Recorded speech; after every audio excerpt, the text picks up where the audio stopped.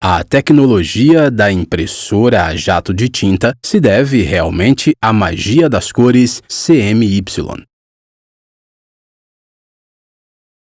A engenharia por trás das gotículas e como o algoritmo de cores cria a imagem final é bastante inteligente. Todos sabemos que a tecnologia de exibição consiste em pequenos subpixels vermelhos, verdes e azuis. Como experimento, um de nossos engenheiros da Lessix encheu sua impressora jato de tinta com as mesmas cores RGB. Vamos dar uma olhada na saída de sua impressora.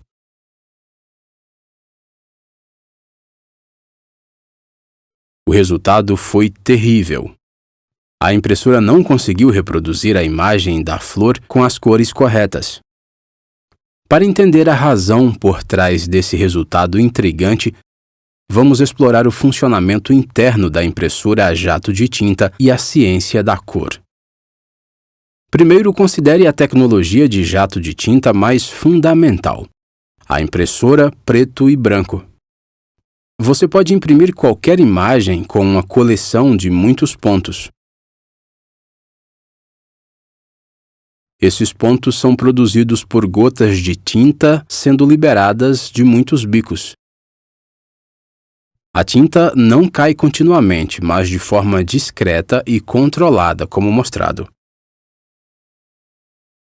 A pequena circunferência do bico e a contrapressão dentro dele não permitem que a tinta vaze, possibilitando uma imagem precisa. Para liberar a tinta, devemos usar esses pequenos resistores de aquecimento. Esses resistores são tão responsíveis que, quando a eletricidade passa por eles ganham cerca de 10 graus Celsius por microsegundo. Para liberar uma gota de tinta, basta alimentar o respectivo resistor. Ele então aquecerá e vaporizará a tinta, formando uma bolha. Esta bolha atua como um pistão para empurrar a tinta para fora do bico. Contudo, quando a gota primária está caindo, a tinta fica alongada devido à viscosidade. Como resultado, forma mais uma gota que cai perto da gota primária. Depois de algum tempo, ambas as gotas se combinam.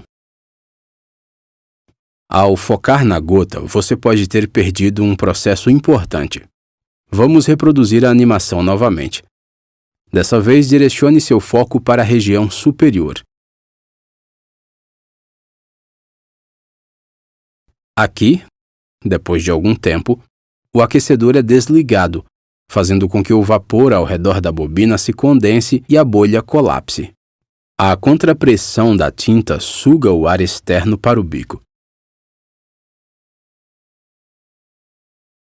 Imediatamente depois, a tensão superficial do manisco desempenhará um papel importante ao trabalhar contra a contrapressão, forçando a tinta fresca a encher o bico e retirar o ar dele. Agora que estabelecemos os fundamentos, vamos ver como construir uma impressora prática. Um tanque de tinta é conectado ao cabeçote de impressão por meio de um tubo de conexão que pode ser movido livremente ao longo desta haste horizontal.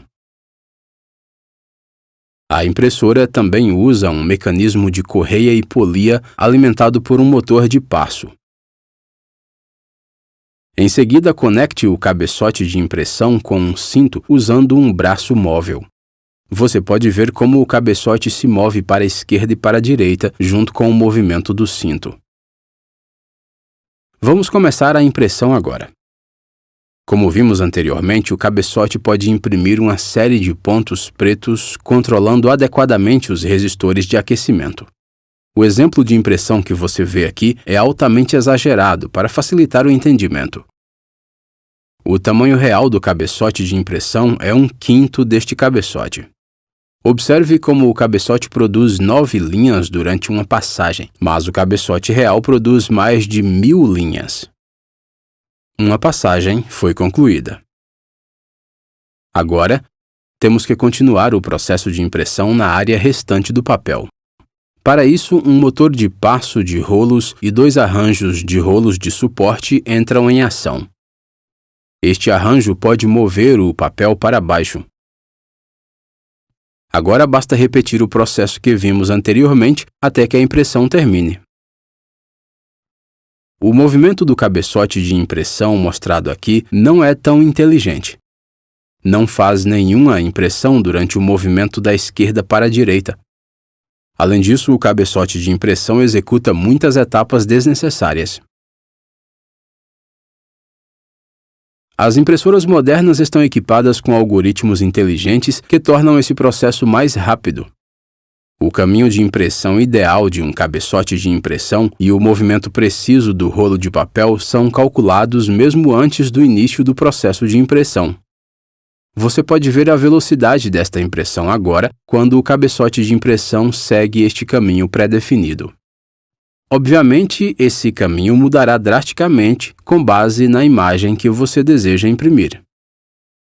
O cabeçote de impressão e o papel são capazes de seguir um caminho muito preciso, porque são controlados por um motor de passo e um circuito de feedback. Até agora, construímos uma impressora preto e branco básica. Mas como podemos usar o conhecimento que aprendemos até agora para desenvolver uma impressora jato de tinta colorida? A resposta mais óbvia e intuitiva parece ser usar tinta vermelha, verde e azul, pois essas são as cores fundamentais da tecnologia de exibição. Contudo, isso simplesmente não vai funcionar. Para entender o porquê, vamos explorar os fundamentos. Considere duas lanternas coloridas. Uma é vermelha e a outra é verde. Quando acendemos ambas no mesmo ponto, a luz resultante é amarela. Agora vamos tentar o mesmo experimento usando cores de tinta. Quando misturamos essas duas cores, obtemos uma cor amarela lamacenta. Por que esses dois experimentos produzem cores de saída totalmente diferentes, embora as cores de entrada sejam as mesmas? O primeiro caso, em que misturamos luzes, foi um exemplo do método de mistura de cores aditivas, enquanto o segundo caso com a tinta é um método de mistura subtrativa. O método de mistura aditiva é muito simples. A porção de luz combinada atinge diretamente seu olho e você vê essa cor. Contudo, o método subtrativo é um pouco complicado. As luzes refletidas da tinta são importantes aqui. Para entender melhor como funciona o método subtrativo, precisamos examinar a tinta em nível molecular. Sabemos que vemos uma cor vermelha porque a molécula vermelha absorve tudo, exceto o vermelho. Em suma, o que vemos em uma cor de tinta é a cor restante após a subtração. O mesmo acontece com a cor verde. No entanto, quando misturamos as duas cores, a física fica mais interessante. Como uma camada de moléculas não pode preencher completamente uma superfície, devemos considerar pelo menos duas camadas para esse estudo. Aqui estamos assumindo que as diferentes moléculas de cor são uniformemente misturadas como mostrado. Vamos começar com a molécula verde inferior. A molécula verde obviamente reflete a luz verde. No entanto, esta luz verde tem que passar pela camada molecular superior. Você pode ver que essa molécula verde superior permitirá apenas essa luz verde.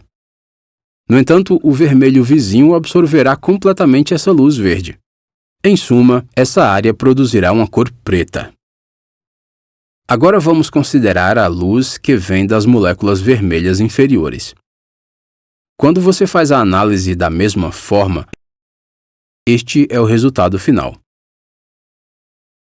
O preto está presente em boa parte entre as luzes vermelha e verde, o que afeta a cor final de saída. Esta cor amarela lamacenta é o que nossos olhos veem devido à presença do preto. Um bom exemplo da compreensão do efeito da cor preta no resultado final é este exemplo de cabelos grisalhos. Vemos a cor geral do cabelo como cinza, mas na verdade é uma mistura de cabelos brancos e pretos. É por isso que esse método subtrativo é totalmente diferente do método aditivo e por isso tivemos uma impressão horrível quando usamos cores RGB nos cabeçotes de impressão. Até agora aprendemos que não podemos usar cores primárias para reproduzir cores, e o método subtrativo é o vilão. A cor que vemos em uma impressão de tinta é, na verdade, a parte invertida após a absorção. A solução para este problema é simples. Basta inverter as cores fundamentais. As cores de inversão de vermelho, verde e azul são ciano, magenta e amarelo, respectivamente. Assim, estas são as cores que devemos usar na impressora. Aqui está um exemplo. Queremos reproduzir uma cor verde usando essas cores CYM. Primeiro, solte uma gota de tinta ciano do bico. Antes que esta gota seque, solte uma gota amarela no mesmo local. A mistura dessas duas cores produzirá uma cor verde perfeita. Depois de algum tempo, a gota é absorvida no papel e obtemos um ponto verde. Da mesma forma, como mostrado na animação, podemos produzir a maioria das cores com perfeição usando gotículas CY e M. Vimos anteriormente como produzir uma cor verde perfeita em uma impressora a jato de tinta. Mas podemos produzir um tom mais claro de verde como esses? Para conseguir isso, engenheiros inteligentes enganaram nossos olhos. Eles apenas imprimiram a cor verde normal com espaçamento diferente. O aumento do espaçamento engana o cérebro para ver um tom mais claro da cor. Agora, a próxima tarefa. Como produzir o tom mais escuro? Tons mais escuros não podem ser obtidos apenas usando CMY. A impressora também precisa usar tinta preta. A tinta em branco é referida como K, onde K representa uma chave. Agora vamos entender o mecanismo por trás dos tons escuros da impressão em cores verdes. A resposta óbvia será apenas misturar uma gota de tinta preta com a cor verde. Logicamente está correto, mas há um problema com este método. Você não poderá aumentar a escuridão da cor verde em um pequeno grau, já que o tamanho das gotas do preto e do verde são os mesmos. Para obter diferentes tons de cores com precisão, aqui novamente os engenheiros enganaram os nossos olhos. Basta soltar uma gota de tinta preta entre as gotas verdes de acordo com o tom da cor verde. Ele vai enganar o cérebro para ver um tom mais escuro da cor. A qualidade de impressão das impressoras modernas é bastante alta devido ao tamanho muito pequeno das gotas de tinta. Quanto menor a gota, maior a qualidade da impressão. Para uma qualidade decente, exigimos mais de 300 pontos por polegada de papel. No entanto, para obter resultados ainda mais incríveis, a impressora moderna possui de 2.100 a 4.200 bicos por cabeçote de impressão. Agradecemos por assistir a este vídeo. Esperamos que tenha te dado uma compreensão mais clara do que acontece dentro de sua impressora. Nos vemos na próxima.